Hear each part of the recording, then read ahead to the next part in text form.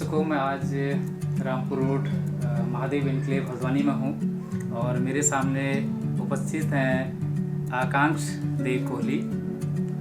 आकांक्ष, आपका पहले तो स्वागत है मेरे YouTube चैनल धा सुनो पर। मैं आपसे जानना चाहूँगा कि आप इस समय कहाँ से अपनी पढ़ाई कर रहे हैं और आप मूलतः रहने वाले कहाँ के हैं? तो अभी मैं पढ़ाई कर रहा हूँ आर्यमान विक्रम बिरला। ये देवल चौड़ से आगे है, एक स्कूल है।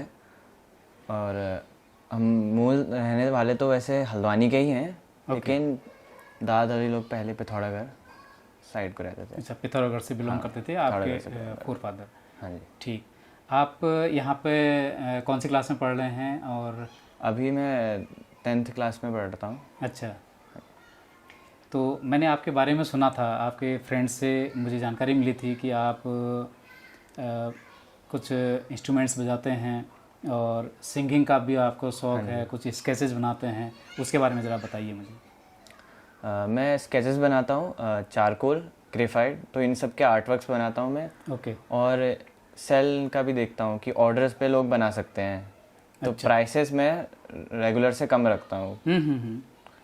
और म्यूज़िक का है कि मैं पियानो बजाता हूँ, कीबोर्ड। अच्छा। और रिकॉर्डिंग्स करता हूँ और स्पॉटिफाई में डालता हूँ। स्पॉटिफाई, एप्पल म्यूज़िक, इन सब स्टोर्स में है। जैसा कि मैंने आपके बारे में पता किया है कि आप अभी तो क्लास 10th में हैं, लेकिन इतने कम उम्र में आपने ये जो कंपोजिंग का काम शुरू किया है, आप स्केचेस बनाते हैं, एक प्रोफेशनल आर्टिस्ट की तरह आप काम कर रहे हैं, तो ये प्रेरणा आपको कहाँ से मिली? ये मैंने शुरू किया था 2019 में, तब मैं नया नया यहीं आया था। ओके। तो तब मैंने ये बनाना शुरू किया था। तो धीरे धीरे जब लॉकडाउन लगा तो अपने ऊपर काम किया, स्किल्स पे काम करना शुरू किया। तो उन सब से, यानी कि आपने जो लॉकडाउन का पीरियड था जिस समय लोग बड़े परेशान थे अपने आप से, अपना कहीं कोई एक्टिविटीज़ नहीं कर पा रहे थे, लेकिन आपने उस परेशानी के समय को भी यूटिलाइज़ किया और आपने शानदार सी अपने एक हॉबी को डेवलप किया। तो कितना घंटा इन चीज़ों को आप देते हैं और पढ़ाई के लिए आपके पास क्या समय रहता है? पढ़ाई को तो समय देना ही पड़ता है। तो एक दिन में जैसे कि अगर मुझे कोई ऑर्डर मिला है या कोई ड्राइंग बनानी है, आर्टवर्क है, तो एक आर्टवर्क बनाने में 12 से 16 घंटा लग जाता है, एक हाइपर रियलिज्म वाला A3 बड़े पेज में।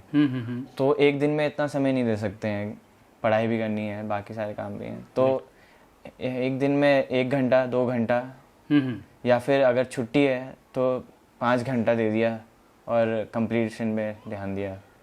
जैसा कि आपको 2-3 तरीके के शौक़ हैं, आप पियानो प्ले करते हैं और सॉन्ग्स जो है कंपोज करते हैं, तो मैं जानना चाहता हूँ कि सॉन्ग्स किस तरीके के होते हैं आपके और कौन सी लैंग्वेज में आप सॉन्ग को कंपोज करते हैं? हाँ, तो मेरे सॉन्ग्स रॉक, मेटल और रॉक, पॉप रॉक जॉनरा के होते हैं। लोग कम सुनते हैं वैसे वो, और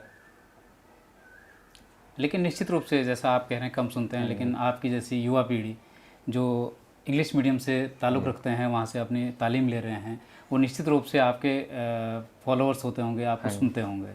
और इसके अलावा अगर मैं आपके हॉबीज़ के बारे में बात करूँ तो मैंने सुना है कि आपने अपना एक यूट्यूब चैनल भी बनाया है जिसमें आप अपने सॉन्ग्स को अपलोड करते हैं।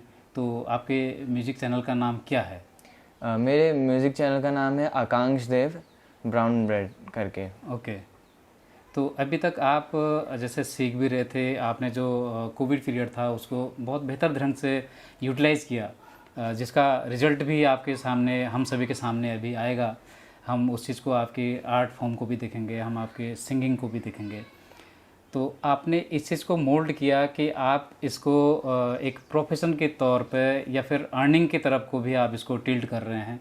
तो इसका मतलब आप क्या अपने भविष्य की जो प्लानिंग कर रहे हैं, तो इसी अपने आर्ट को या फिर अपने सिंगिंग को कंटिन्यू रखना चाहेंगे या क्या करेंगे?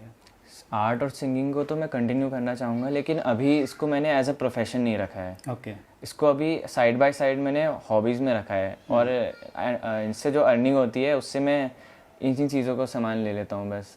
ओके। इन्हीं चीज़ में इन्वेस्ट कर लेता हूँ। आकांक्ष, मैं आपसे ये पूछना चाहता हूँ कि आपने कभी जो आपके स्केचेस हैं जो आपने बनाए हैं या फिर बनाने जा रहे हैं, उसकी कहीं एग्जीबिशन वगैरह या फिर कहीं वर्कशॉप इस टाइप की लगाई है आपने कहीं पे? हाँ जी, मैंने ग्राफिक एरा हल्द्वानी कैंपस में क्रिसमस फेस्ट के टाइम पे लगाई थी। ओके। वहाँ पे मुझे बुलाया था। अच्छा, तो वहाँ पे जो आपके दर्शक थे या फिर जो लोग आ रहे थे आपके आर्ट फॉर्म को देखते हैं, तो किस तरीके का रिस्पॉन्स आपको मिला वहाँ पे? ज़्यादा लोग आते हैं, फ़ोटो खींचते हैं, उनको अच्छा लगता है और वो कहते हैं कि हमें ये वाला ख़रीदना है आर्टवर्क, तो ये सब चीज़ें रहती हैं वहाँ पे। तो आपने बेस्ट जो आपकी स्केचेस होंगी उनके लिए कुछ प्राइस डिसाइड करी होंगी और उनको कहीं सेगमेंटाइज किया होगा, अलग से आपने उनको रखा होगा कि जिसकी प्राइस आपने एक मिनिमम रखी होगी। तो आपका भविष्य में क्या करने का विचार है? आप किस तरीके से अपने इस आर्ट फॉर्म को कैरी करेंगे या फिर एकेडमिक को कितना महत्व देते हैं? एकेडमिक को तो ज़्यादा महत्व देता हूँ वैसे तो, क्योंकि इसको अभी मैंने हॉबीज़ में रखा है और मैं बाद में PMT medical career. Okay, medical आप परस्यू करेंगे। अच्छा, आप जैसे आज के समय में पढ़ाई के मामले में भी काफ़ी लोग अपनी एक अलग परसेप्शन रखते हैं, अलग तरीके से बातचीत करते हैं कि उन्हें एक स्पेसिफाइड फील्ड को ही वो करना है। तो यदि मैं आपसे ये पूछूं कि इस स्केच को बनाने की जो विधा है, जो आर्ट है, इसको लेकर के या फिर आप कंपोजिंग का काम कर रहे हैं, इसको लेकर के फ्यूचर में बच्चों को, जो आप जैसे युवा हैं, उनको क्या संदेश देना चाहेंगे आप? मैं तो ये कहना चाहूँगा कि जब हम आर्ट का करियर स्टार्ट करते हैं, आर्ट में जाते हैं, तो ज़्यादा सपोर्ट नहीं मिलता यूजुअली और ज़्यादा लोग खरीदते भी नहीं हैं। तो मुश्किल होता है, मतलब लोगों को प्राइस सही नहीं लगता। तो वो कहीं ना कहीं पब्लिक में उसकी एक्सेप्टेबिलिटी इतनी है नहीं, जो आर्ट के फ़न को, आपके जो आर्ट है, जो क्रिएशन है, उसको देखने में लोग देखेंगे लेकिन उसको परचेज़ करने में थोड़ा दिक्कत करते होंगे। तो आप जैसे आज के समय में कई तरीके के कोर्स हैं, कई तरीके के स्टडीज़ जो है बच्चे कर रहे हैं, आज के समय में अलग अलग ऑप्शंस हमारे पास हैं। तो आप ये कहते हैं कि आप मेडिकल के फील्ड में ही अपना करियर बनाएंगे, और बच्चों को आप क्या जानकारी देना चाहेंगे? किस तरीके से आप कहेंगे कि बच्चों को न सिर्फ पढ़ाई में ही आगे होना चाहिए, तो किस तरीके का आपका मैसेज रहेगा? मेरे ख्याल से सिर्फ पढ़ाई को तो सबसे पहले हम उसी को देखेंगे कि क्योंकि अभी स्कूल टाइम है, पढ़ रहे हैं, तो उसी को ध्यान देंगे, लेकिन साइड बाय साइड हम बाकी चीज़ें भी कर सकते हैं, क्योंकि लाइफ में स्किल्स होना बहुत इम्पोर्टेंट है आजकल के टाइम में। बिल्कुल। ये समय को थोड़ा सा एक अपना एक बहुत मनोरंजन के तौर पे भी आप ले सकते हैं, एक अच्छे ढंग से समय को स्पेंड करने के लिए भी आप इसको कर सकते हैं। ये बहुत एक अच्छा अपने आप में शौक़ है। आकांक्ष, मैं आपसे ये पूछना चाहता हूँ कि आपने जिस तरीके के बताया कि आप स्केच बनाने के शौकीन हैं, उसमें महारत हासिल है आपको है, तो मैं आपसे ये पूछना चाहता हूँ कि आपने कहाँ कहाँ प्रतिभाग किया, कंपटीशन में कहाँ पे पार्टिसिपेट किया और आपकी क्या पोजीशन रही थी?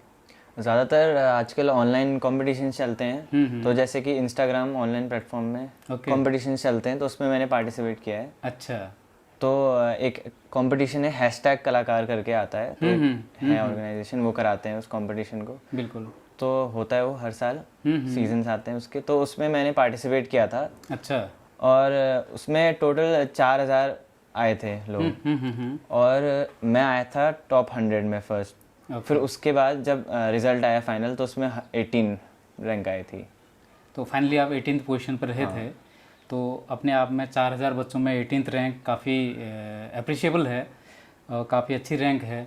तो आप इसके लिए जिस तरीके से आप शिद्दत से लगे हुए हैं, अपने आर्ट फॉर्म को आप कंटिन्यू करे हुए हैं, तो हम थोड़ी देर में आपके जो स्केचेस बनाए हुए हैं, जो आपके पास अवेलेबल हों, उनको हम देखना चाहेंगे।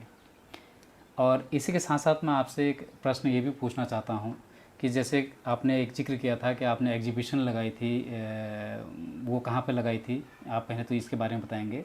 और आप जैसे जिस तरीके से आप ऑर्डर पे बताते हैं कि हम स्केचेस बना लेते हैं, कोई अगर ऑर्डर देता है तो आप क्या मिनिमम प्राइस रखते हैं और किस तरीके से आपके ऑर्डर बुक होते हैं?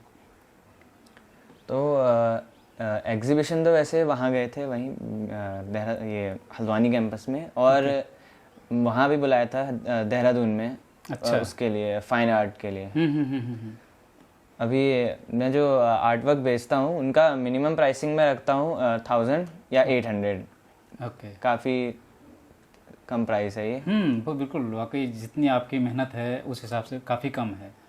तो जैसे जिस तरीके से लोग बोलते होंगे कि आपको किसी चर्चित चेहरे का या फिर कोई रिनाउंड पर्सन के स्केचेस बना के दीजिए करके, तो आप बना देते हैं। हाँ, बना देते हैं।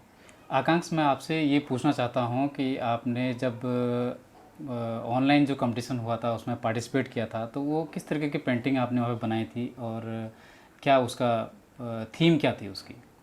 तो ऑनलाइन कंपटीशन में 5 पेंटिंग्स देनी थी उनको, 5 आर्ट वर्क्स।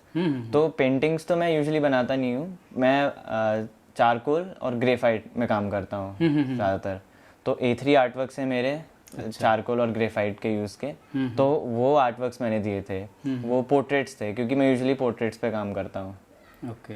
लोगों के पोर्ट्रेट्स पे, तो वो भेजे थे मैंने। हनुमान जी का आर्ट वर्क, जैसे कि बैटमैन, ये सब बना के दिए थे। अच्छा। आकांक्ष, मैं चाहूँगा कि आप अपने स्केचेस को, अपने आर्ट फॉर्म को मुझे भी दिखाएंगे और मेरे दर्शकों को भी आप दिखाएंगे। ज़रा प्लीज़ अपने स्केचेस को दिखाइएगा। ये जो आर्ट वर्क है, ये एक एक्टर है ऋषि देव। ओके। तो यूट्यूबर भी है, तो उनका मैंने बनाया था और उनने इसको रीपोस्ट किया था, अपनी स्टोरी पे रीशेयर किया था। इसमें 137 के व्यूज़ आए थे। अच्छा। और ये मैंने सौरभ जोशी व्लॉग्स, जो हल्द्वानी के यूट्यूबर हैं, उनका बनाया था। बड़े चर्चित यूट्यूबर हैं। ये दिखाया भी था मैंने उनको सामने से। अच्छा, वेरी गुड। और ये आर्ट वर्क है, एक मैंने बनाया था। इसको बनाने में मुझे 17 घंटे लगे थे। अरे वाह, अच्छा। इसमें क्योंकि काम ज़्यादा है।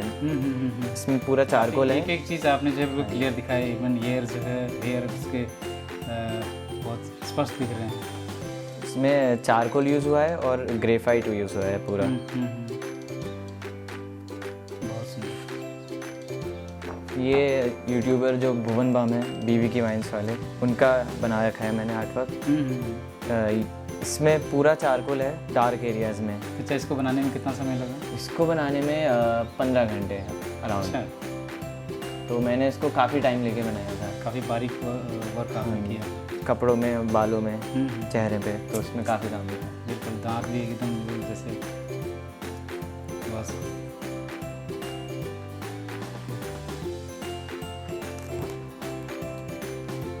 ये गांधी जी का आर्ट वर्क है। ये ऑर्डर पे बनाया था वैसे तो। अच्छा। उसके बाद मैंने यहीं पे रखा है ये आर्ट वर्क। अच्छा। ये पूरा चारकोल आर्ट वर्क है। कहीं भी ग्रेफाइट नहीं है इसमें, टोटल चारकोल। ये आर्ट वर्क मैंने हनुमान जी का बनाया था। अच्छा। ये पूरा चारकोल से बनाया है और इसको बनाने में मुझे अराउंड 19 आवर्स का टाइम लगा था। अच्छा। डिटेलिंग में बहुत टाइम लगा था इसमें। क्राउन, ये पेंटिंग मैंने फर्स्ट टाइम ट्राई करी। पेंटिंग में ज़्यादा करता नहीं हूँ। ये मैंने कृष्ण भगवान की पेंटिंग बनाई थी। अच्छा। दर्शकों से मैं अनुरोध करता हूँ कि यदि आप इस तरीके के स्केचेस पसंद करते हैं तो आकांक्ष बड़े शानदार स्केचेस बनाते हैं और इनकी कॉस्ट भी बहुत कम है और कहीं ना कहीं इनकी कला को एक अप्रिसिएशन मिलेगा। आप इनसे ऑर्डर दे सकते हैं, तो किस तरीके से देंगे ज़रा आकांक्ष खुद बताएंगे। तो आप मुझे इंस्टाग्राम पे डायरेक्ट मैसेज कर सकते हैं। अकाउंट हैंडल का नाम है आकांक्ष देव, तो इस नाम से वो अकाउंट मिल जाएगा। इस पे आप मैसेज करेंगे और मैं आर्ट वर्क बना दूंगा। दर्शकों, जिस तरीके की कला आकांक्ष कोहली बनाते हैं, स्केचेस बनाते हैं, इनको इतने कम समय में ऑब्जर्व कर पाना या इनके बारे में बता पाना बड़ा मुश्किल है।